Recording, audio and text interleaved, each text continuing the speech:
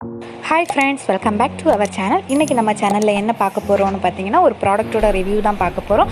நீங்கள் இப்போ ஒரு கிரைண்டர் வாங்க போகிறீங்க அப்படின்னா, அது நீங்கள் வாங்குறதுக்கு முன்னாடி என்னெல்லாம் பார்க்கணும், அப்படி வாங்கினதுக்கப்புறம் என்னெல்லாம் நீங்கள் எப்படி யூஸ் பண்ணணும் எல்லாமே நமக்கு இந்த வீடியோவில் பார்க்கலாம். கிளியராக இருக்கும் உங்களுக்கு. ஓகே ஃப்ரெண்ட்ஸ், வாங்க நம்ம வீடியோக்குள்ளாடி போகலாம். அதுக்கு முன்னாடி நம்ம சேனலை சப்ஸ்கிரைப் பண்ணாதவங்க சப்ஸ்கிரைப் பண்ணிக்கோங்க.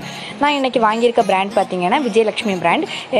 இது வந்து மாடல் பார்த்திங்கன்னா மந்த்ரா ப்ளஸ் மாடல் தான் வாங்கியிருக்கேன். இது பாருங்கள், இது நான் உங்களுக்கு எல்லாமே கிளியராகவே கொடுத்துருக்கேன். 3 லிட்டர் கிரைண்டர். அதுக்கப்புறம் இதில் 3 கலர்ஸ் அவைலபிளாக இருக்குது. எல்லோ, க்ரீன், அப்புறம் மெரூன் கலர். இது வந்து நமக்கு ஸ்க்ராப்பர், கோகோனட் ஸ்க்ராப்பர் அட்டாச்சாக இருக்குது. அப்புறம் மாவு மிக்சர் அட்டாச்சாக இருக்குது.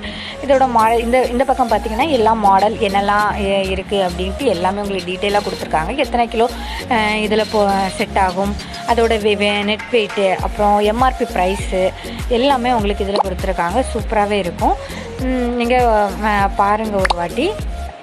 அதுக்கப்புறமா இது ஓப்பன் பண்ணி காமிக்கிறேன் எப்படி இருக்குன்ட்டு. நான் இப்போ தான் ஓப்பன் பண்ணுறேன், அதை உங்களுக்கு நான் ரிவ்யூவை காமிக்கிறேன் பாருங்கள். இப்போ நான் இது வந்து நீங்கள் ஃபஸ்ட்டு நான் வந்து எங்கே வாங்கினேன் அப்படின்னு பார்த்தீங்கன்னா வசந்தன் கோலா வாங்கினேன். எனக்கு நான் விஜயலக்ஷ்மி பிராண்ட் ஏன் யூஸ் பண்ணேன் அப்படின்னா, நாங்கள் வீட்டில் 2 பேர் தான். ஸோ எங்களுக்கு எப்போயாச்சும் ஒன் டைம், நான் வீக்லி ஒன்ஸ் தான் நான் யூஸ் பண்ணுவேன். அதனால் எனக்கு ரொம்ப காஸ்ட்லியெல்லாம் நான் போகலை. இது பெஸ்ட்டாக இருந்துச்சு, லோ ப்ரைஸில் பெஸ்ட்டாக இருந்துச்சு. அப்படின்னா இது நான் எவ்வளோ ரூபாய்க்கு வாங்கினேன்னா 3000க்கு வாங்கினேன். இதோட எம்ஆர்பி பார்த்தீங்கன்னா அங்குள்ள ரேட் சொன்னது 4500 சொன்னாங்க. இது ஓப்பன் பண்ண உடனே இதில் இன்ஸ்ட்ரக்ஷன் மேனுவல் இருக்கும். நீங்கள் என்ன தான் வாங்கினீங்களாலும் ஃபஸ்ட் இன்ஸ்ட்ரக்ஷன் மேனுவலை ஃபுல்லாக ரீட் பண்ணுங்கள். ரீட் பண்ணதுக்கப்புறம் அதோட ப்ரொசீஜர் பார்த்ததுக்கப்புறமா யூஸ் பண்ணுங்கள். அதுக்கப்புறமா பார்த்தீங்கன்னா பில் இருந்துச்சு. இங்கே பாருங்கள், சூப்பராகவே இது பேக் பண்ணி வச்சுருந்தாங்க. 4 கார்னர்லேயும் ஹாட்போர்ட் பாக்ஸை ரோல் பண்ணி அந்த மாதிரி சூப்பராகவே பேக் பண்ணி வச்சுருந்தாங்க. எந்த டேமேஜும் கிடையாது. சூப்பராக டெலிவரியும் பண்ணாங்க.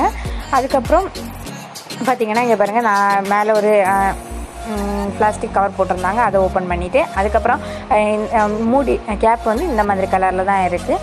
அதுக்கப்புறம் பாருங்கள், இது டிரான்ஸ்பரண்டாக இருக்குது இந்த மூடி. அதுக்கப்புறம் பார்த்தீங்கன்னா இங்கே பாருங்கள், இது வந்து மாவு பிசைகிறதுக்கு, சப்பாத்தி மாவு இதெல்லாம் பிசைகிறதுக்காக உள்ளது. அதுக்கப்புறம் பார்த்திங்கன்னா இது வந்து கோகோனட் ஸ்க்ராப்பர் இருக்குது. அதுக்கப்புறம் பாருங்கள் இது எப்படி இருக்குன்ட்டு. இது வந்து ரொம்பவே ஷார்ப்பாக இருந்துச்சுங்க. நீங்கள் வந்து நான் வந்து உங்களுக்கு இது எல்லாமே யூஸ் பண்ணிவிட்டு உங்களுக்கு நான் திரும்ப ஒரு ரிவ்யூ போடுறேன், நீங்கள் பாருங்கள். அதுக்கப்புறம் இது வந்து மாவெல்லாம் இது பண்ணி ஒரு ஸ்பேட்சுலாக இருந்துச்சு. இங்கே பாருங்கள், இது 2 கல் இருக்குது. ரொம்பவே நல்லா இருக்குது. நான் உங்களுக்கு வெளியே எடுத்து வச்சு நான் உங்களுக்கு காமிக்கிறேன் பாருங்கள்.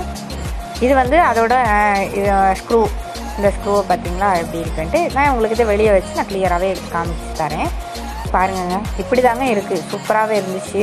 உண்மையாக நல்லாவே இருக்குது. அது பாருங்கள், இந்த மாதிரி இருக்குது. உங்களுக்கு நான் இதில் என்ன சொல்ல விரும்புகிறேன் அப்படின்னு பார்த்தீங்கன்னா, இதுதான் ஆஃப் சுவிட்ச் பட்டன். அதுக்கப்புறம் இங்கே பாருங்கள், இந்த மாதிரி ப்ரெஸ் டைப்பில் தான் வருது. ஒரு வாட்டி ப்ரெஸ் பண்ணிங்கன்னா ஆன் ஆகும், இன்னொரு வாட்டி ப்ரெஸ் பண்ணிங்கன்னா ஆஃப் ஆகும்.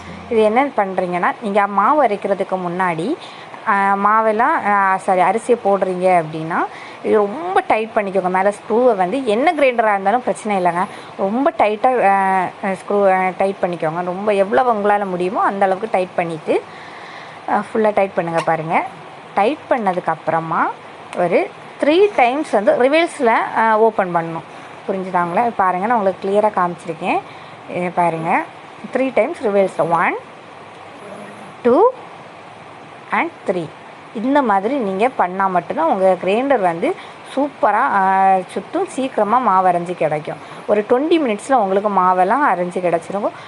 அதுக்கு மட்டும் இல்லை, நீங்கள் கிரைண்டர் மாவு போடும்போது ஒரு 6 hours ஆச்சும் மாவு அரிசி வந்து ஊறி இருக்கணும்.